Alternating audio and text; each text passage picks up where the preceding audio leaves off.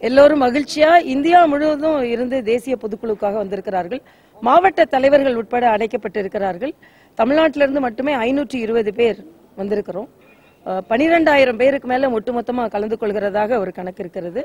இது மிக உற்சாகத்தோடு 2019 தேர்தலை எதிர்கொள்வதற்காக ஒரு உற்சாகப்படுத்தும் ஒரு மிகப்பெரிய கூட்டமாக இருக்கும் இது. அது மட்டுமல்ல, வருங்காலத்தில் தேர்தலை எப்படி எதிர்கொள்வது என்பதை கட்சியின் மூத்த தலைவர்களிடமிருந்து அடிமட்ட நிர்வாகிகள் வரை தெரிந்து கொள்வதற்கான கூட்டமாகவும் இருக்கும். இப்போ இதுல நாடாளுமன்ற தேர்தலுக்கான கூட்டணி வியூகங்கள் வகுப்பது, பூத் கமிட்டிகள் அமைப்பது அது தொடர்பாக விவாதிக்கப்படுமா? பூத் கமிட்டிகள் அமைப்பதை பற்றி விவாதிக்கப்படும். ஆனா கூட்டணி பற்றியெல்லாம் விவாதிப்பது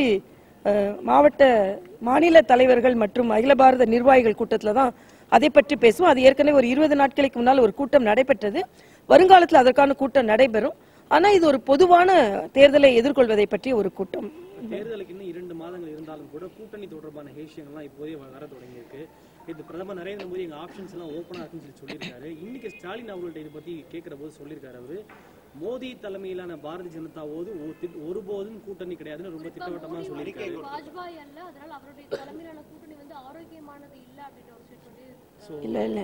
ஒரு பக்கம் மோடி ஆப்ஷன்ஸ் ஓபனா இருக்குன்னு சொல்றாரு, ஒரு பக்கம் இவர் முடியாதுன்னு சொல்றாரு. இல்ல, மோடி மரியாதைக்குரிய பாரத பிரதமர் மோடி ஆப்ஷன்ஸ் ஓபனா இருக்குன்றதுன்னா எல்லாருக்கும் ஓபனா இருக்குன்னு அவர் சொல்றாரான்றது ஒன்று.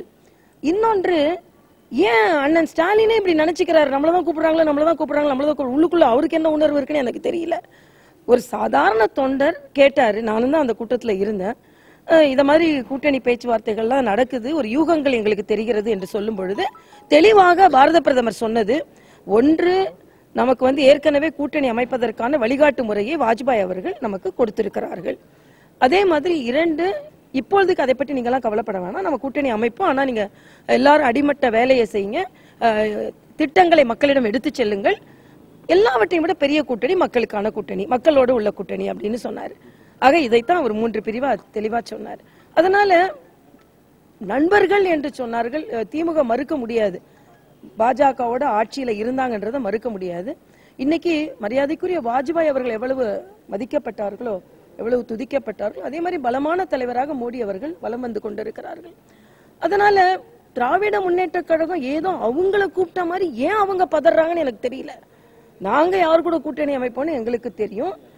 ஒத்த கருத்துள்ளவர்கள் எல்லாம் கூட்டணி அமைப்போம் என்று ஏற்கனவே நாங்கள் சொல்லி வருகிறோம். எங்களது பிரதமரும் அந்த நம்பிக்கை எங்கள் தொண்டர்களுக்கு ஏற்படுத்தி இருக்கிறார்கள். ஆனா பிரதமருக்கு இருக்கின்ற நாகரிகம் ஸ்டாலினுக்கு இல்லையோ என்பது எனது கருத்து. இல்ல, அதாவது என்னை பொறுத்த மட்டும், நான் பிரதமரின் உரையில் நீங்கள் கேள்வி கேட்டதனால் பிரதமர் நாம வாஜ்பாய் அவர்கள் வழியில அப்படின்னு சொன்னார். உடனே திராவிட முன்னேற்ற கழகம் நம்மளதான் கூப்பிடுறாங்க ஏன் நினைக்கிறாங்க நான் கேட்கிறேன். இன்னைக்கு அவங்க ராகுல் காந்தி கூட போய்கொண்டு இருக்கிறார்கள். ஏன் அப்படி நினைக்கணும்? அதுக்கு அவருக்கு அந்த கருத்தை சொல்றதுக்கே இல்ல, அதாவது அவங்களே ஃபுல் ஸ்டாப் வச்சிருக்காங்களே. ராகுல் காந்தியை கூப்பிட்டு ராகுல் காந்தி தான் பிரதமர் என்று சொல்லி ஸ்டாலின் ஃபுல் ஸ்டாப் வச்சிருக்காங்க. நாங்க ஒண்ணு அழைச்சு நாங்க அதுக்கு முன்னாலே ஃபுல் ஸ்டாப் வச்சுட்டோம் நாங்க. அதனால எங்களை பொறுத்த மட்டும் மிக தெளிவாக நாங்கள் சொல்கிறோம், எங்களது அதாவது அது ராகுல் காந்தியை கூப்பிட்டு அவரை பிரதமர் வேட்பாளர் என்று அவர்கள் அறிவிக்கிறார்கள். நாம் எல்லோரும் இன்று இந்தியா முழுவதும் பிரதமராக மரியாதைக்குரிய மோடி அவர்கள் தான் இருக்க வேண்டும் என்று நாம் சொல்லிக் கொண்டு இருக்கிறோம். ஒரு சாதாரண தொண்டன் கேட்ட கேள்விக்கு மோடி அவர்கள் இப்படி பதில் சொன்னார்கள். அவர் நாகரிகமாக பதில் சொன்னார். இல்ல, அதைத்தான் சொல்கிறார், அவர் நாகரிகமாக சொன்னார். குறிப்பிட்டு இவங்கதான் அந்த தொண்டர் 3 பேரை குறிப்பிட்டு கேட்டார். ஆனா மரியாதைக்குரிய மோடி அவர்கள் மிக நாகரிகமாக பரவலாக பதில் சொன்னார்கள். ஆக ஒரு பிரதமராக இருக்கும்பொழுது குறிப்பிட்டு சொல்ல தேவையில்லை என்பதும், ஒரு மாநில தலைவராக இருக்கும் நானும் குறிப்பிட்டு சொல்ல தேவையில்லை என்பதும் எனது கருத்து. இன்னைக்கு அரசியல் சூழ்நிலை வெட்ட வெளிச்சமாக தெரிந்து கொண்டிருக்கிறது. இதுல ஸ்டாலின் ஏன் தனக்கு ஒருவேளை கூப்பிட்டாங்களோன்னு ஏன் இவர் பதறாருன்னு எனக்கு தெரியல. மோடி தலைமையிலுடைய கட்சிகளை நாங்க கூட்டணிக்கு நாங்க தயாரா இருக்கோம், எதெல்லாம் அந்த ஒத்த கருத்துடைய கட்சி இனிமேதான் எல்லாம் ஒத்த கருத்து இருப்பாங்க. ஆனா யாரு ஒத்து வருவாங்கன்னு தெரியணும்ல. ஆக ஒத்த கருத்து உள்ளவர்கள் ஒத்து வருபவர்களுக்கு பேசுவோம். ஏன்னா கால அவகாசம் இருக்கு.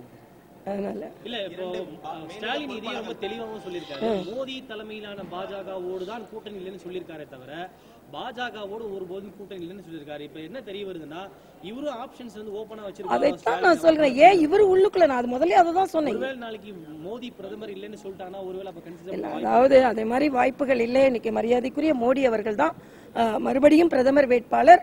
அவர் மறுபடியும் மோடி என்பதான் எங்கள் அகில பாரதத்திலிருந்து முழுவதுமான தாரக மந்திரம்.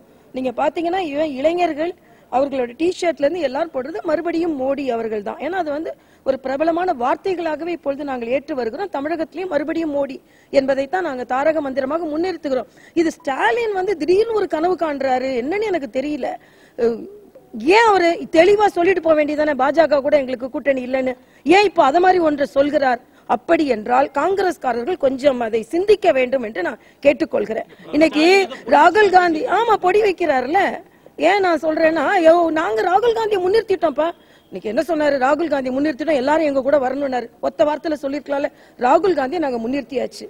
அப்போ இன்னைக்கு இந்த தலைமை இல்லைன்னா அப்படின்னு ஏன் அந்த ஒரு இது ஆப்ஷனை சொல்றாரு?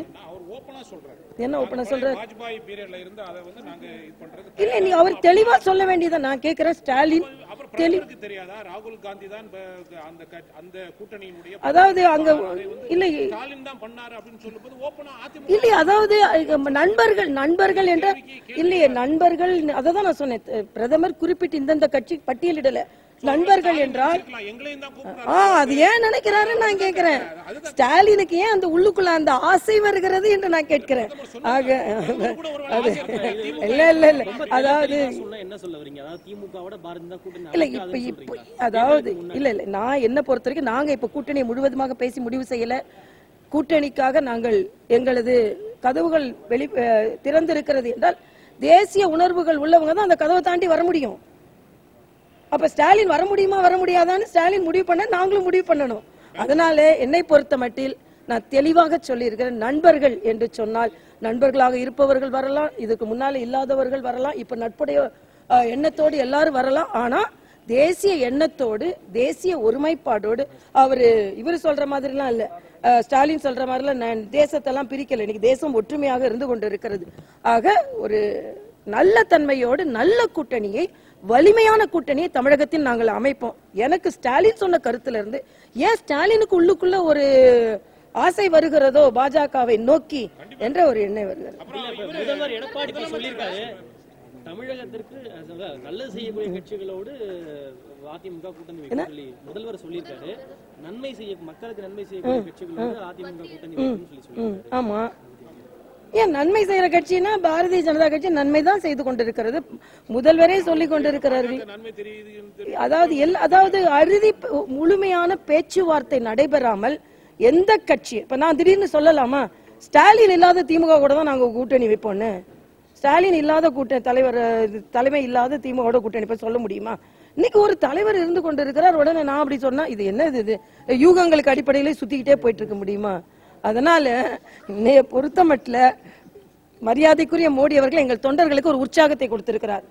நீங்க மக்களோடு கூட்டணி வைங்க, நாங்க மக்களோடு ஒத்த கருத்துடைய கட்சிகளோடு கூட்டணி வைத்துக் கொள்வோம் என்று. ஆக இதை எப்படியே விட்டுல. ஆனா இன்னைக்கு ஸ்டாலின் வரிஞ்சு கட்டிட்டு சொல்றதுதான் அவர் உள்ளுக்குள்ள ஏதோ ஒரு ஆமா ஆசை இருக்குது. அதே போல சமீபத்தில் 10% இடஒதுக்கீடு மசோதா நிறைவேற்றப்பட்டிருக்கு. தமிழகத்திற்கு விலக்களிக்கணும்னு சொல்லி அதிமுக நிலைப்பாடு, தமிழக பாஜக நிலைப்பாடு என்ன? தமிழ்நாட்டில் இப்போ 69% இருக்கு. இந்த 10% தான் 79 ஆக போகுது. அதிமுக அரசு, தமிழக அரசு இதை வேண்டாங்குது. உங்களோட நிலைப்பாடு என்ன? ஏன்னா உங்களோட நட்பு ரீதியிலான உள்ள கட்சி கூட இதை திராவிட முன்னேற்ற காங்கிரஸ் கேள்வி கேட்டுட்டு எங்ககிட்ட வந்திருந்தா பரவாயில்ல. அவங்க அவங்க இன்னைக்கு நேற்று கனிமொழி சொல்றாங்க அதிமுக பாஜகவோடு இணைந்து அவர்கள் அதற்கு பணியாற்றுகிறார்கள் என்று. ஆனா காங்கிரஸ் அங்கே ஒத்து போகிறார்கள், இங்கே கனிமொழி எதிர்க்கிறார்கள். ரங்கராஜன் என்ன சொல்றாரு? நாங்க ஓட்டு போட்டுட்டு வந்துதான் இங்க எதிர்க்கிறேன்னு சொல்றாரு. நான் தெளிவா நாங்க எங்களோட நிலைப்பாடு சொல்லிட்டோம். எந்த விதத்திலும் தமிழகத்தில் உள்ள இடஒதுக்கீடு மாற்றப்படாது, அதற்கு எந்த பாதிப்பும் வராது. அப்படி வராத பட்சத்துல ஏழை உள்ள பொது பிரிவினருக்கு இந்த இடஒதுக்கீடு கொடுப்பதை நாங்கள் வரவேற்கிறோம். இன்னொன்று, அதிகப்படியான பாராளுமன்ற உறுப்பினர்கள் வாக்கு அளித்து இந்த மசோதா நிறைவேறி இருக்கிறது என்பதை நான் தெளிவுபடுத்துகிறேன். இல்ல சிஎம் சொல்லிருக்காரு நாங்க தமிழ்நாட்டுக்கு நன்மை செய்யும் கூட்டம் பொதுவா மக்களுக்கு நன்மை செய்யக்கூடிய ஆமா, என்னங்கிறாரு, பாஜகவும் காங்கிரஸும் தமிழகத்திற்கு எதிரா சிந்தனையில இருக்கிற கட்சி. அதாவது இதே முதலமைச்சரோட வார்த்தைகளை நான் உங்களுக்கு மறுபடியும் சிந்திக்க வைக்கிறேன்.